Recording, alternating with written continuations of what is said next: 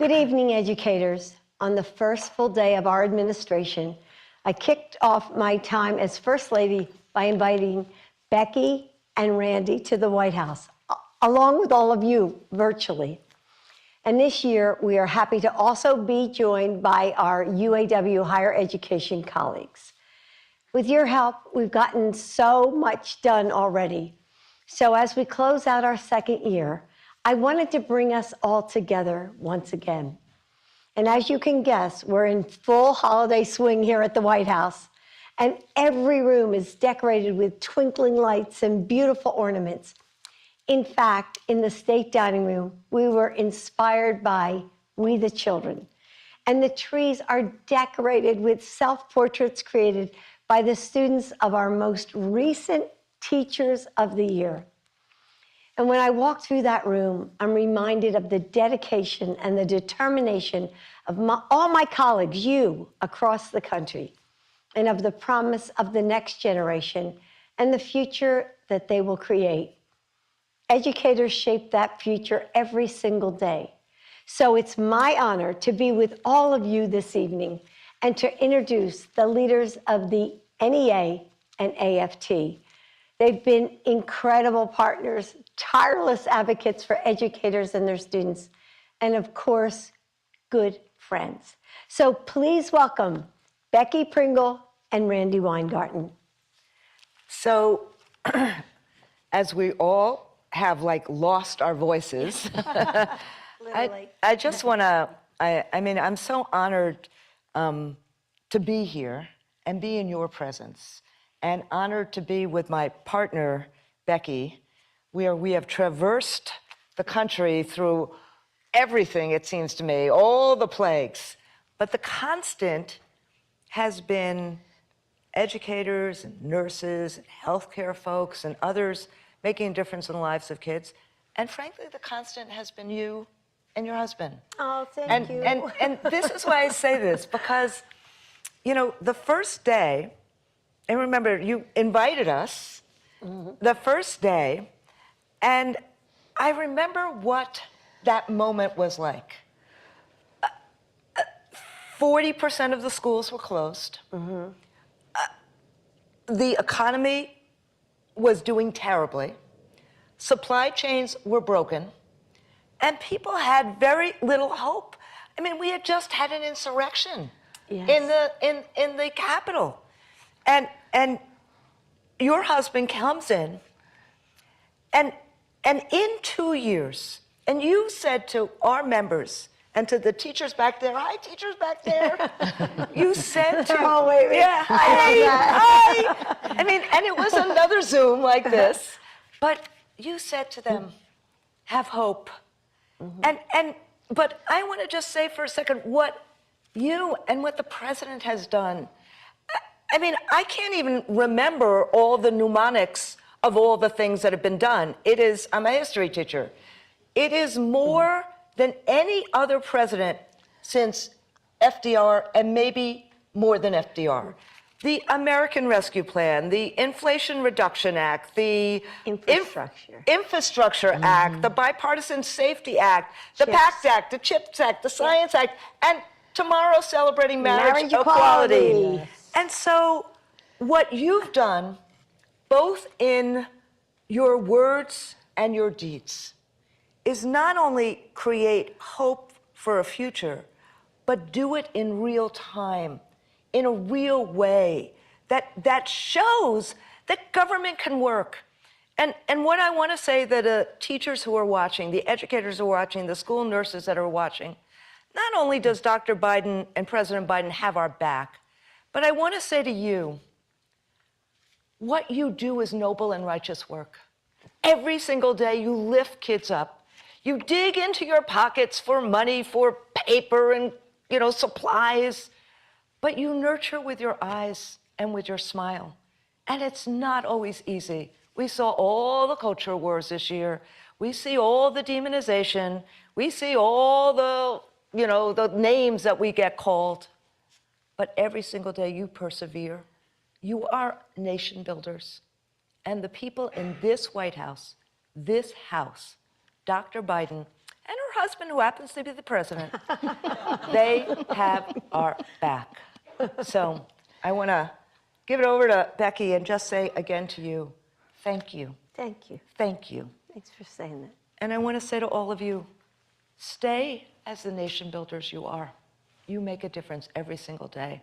And have a wonderful, wonderful, wonderful holiday. Oh, thank you. Thank you so much, Randy. And Dr. Biden, can I tell them a secret? I don't know. I'm going to tell them what it anyway. is. I'm going to tell them anyway. So we're standing backstage, and Dr. Biden is sharing that she has to grade papers. And she not only grade her papers, she has to record the grades. So she's a little like, I got to get to my work. And that, I wanted to share that because, you know, Randy, as you were talking about our first day, you remember, you said, Oh, I'm going to keep teaching. Now, I don't know if you thought you could do it or whether that was even possible. And I saw people looking at you like, no, you're not. I did too. But you did. You did. You did. And I can tell you that as I traveled around the country and I talked about your dedication to teaching the students and listening to them, the authenticity, the reality that you brought to this job here in the White House was apparent to all of our educators across this country. So I need to just start by saying thank you for keeping true to your word and to standing up for all of us, showing everyone what it means to be an educator at our core. So I wanted to start there. And you know what? You can give a thanks to your husband too. Oh my goodness. So Randy went down that list, and as I traveled across this country, and I talked with educators, and I asked them what they needed to do the jobs they love. This is what they said to me. They said, we need to be seen. We need to be heard. We need to be respected as the professionals we are. They use that word respect over and over again. And we all, the three of us, know what that means, right? We get it. We get it. The authority to make teaching and learning decisions as the professionals we are. The ability to raise a families because we have professional pay. To know that we spent our lives not only going to school, but honing our craft, right? And we still do. And we still do. Yeah. When I get the opportunity to listen to them and hear them talk to me about them seeing that we are partners, that we have you here in the White House, not only you as a fellow educator, but hearing President Biden talk about how important it is to have a public school system in this country. How important it is to have people who are still choosing to go into the profession and stay there, and what he's gonna do to fight for us, because he knows that having a qualified teacher, that's what makes a difference. And I cannot thank you enough. And these people in those little squares, oh my goodness. So when I talk to them about, coming together, uniting this country to reclaim public education as a common good, as a foundation of our democracy, and then transforming it into something we all know it was never designed to be. A racially and socially just an equitable system that prepares every student, every single one to succeed. That's what they do every day. They surround those students with that love. They stand in those gaps, and they know that you got them. You have them every single day. Thank you all for the work you do. You make me so. I taught science for over 30 years. I have never been more proud to call myself a teacher than I am this day because of you. Thank you for your energy and your activism. Thank you for always, in all ways, being worthy of our students.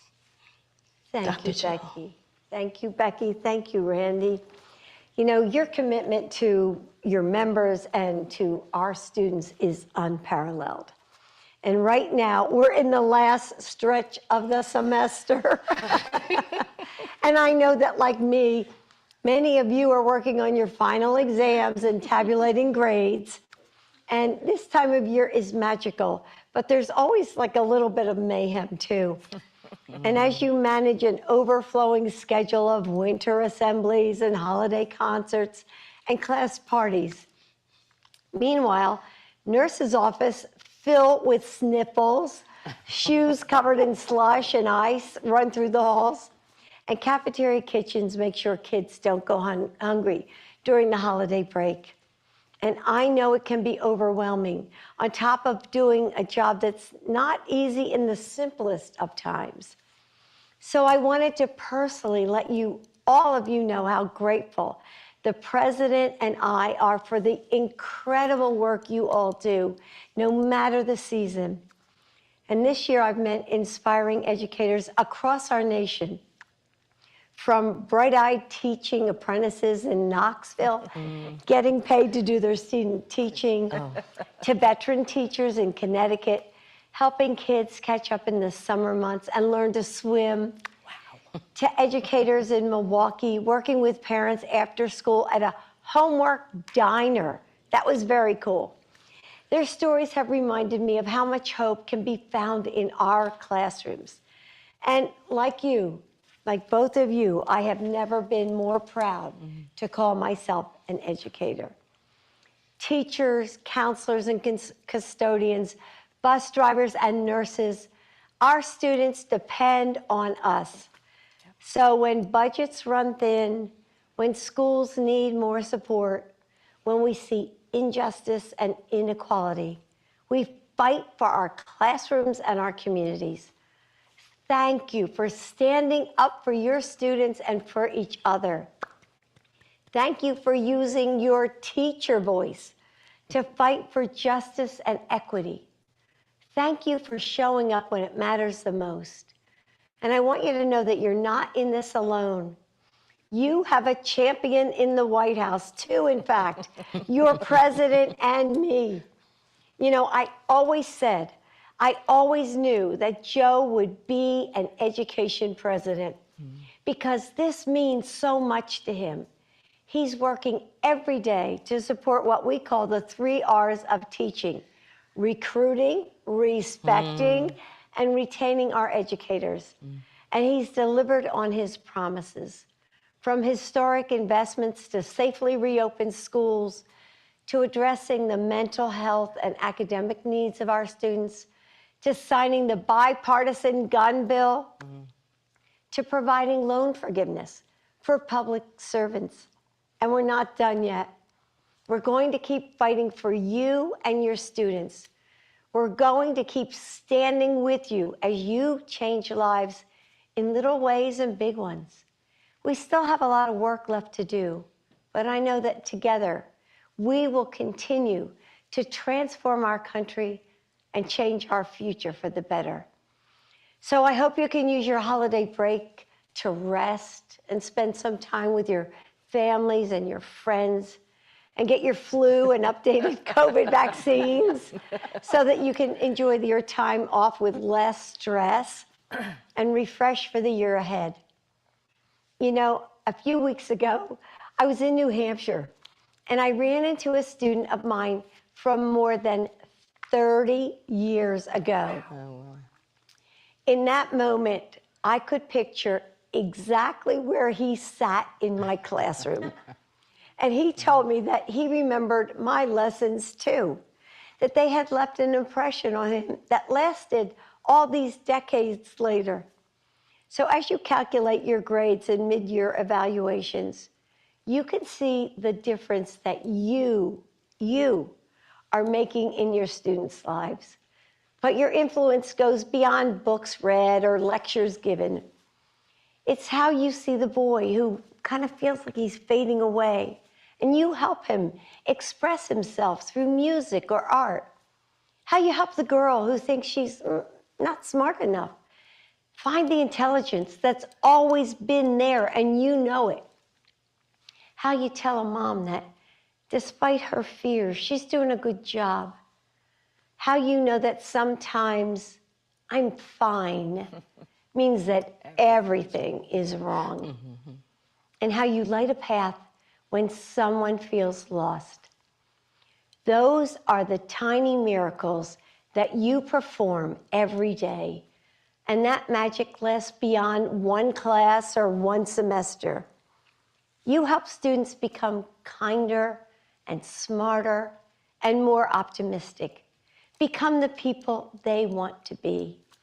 You shape our world, one student at a time.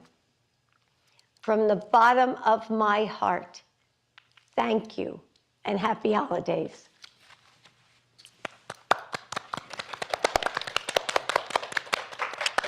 Thanks, guys. Thank you.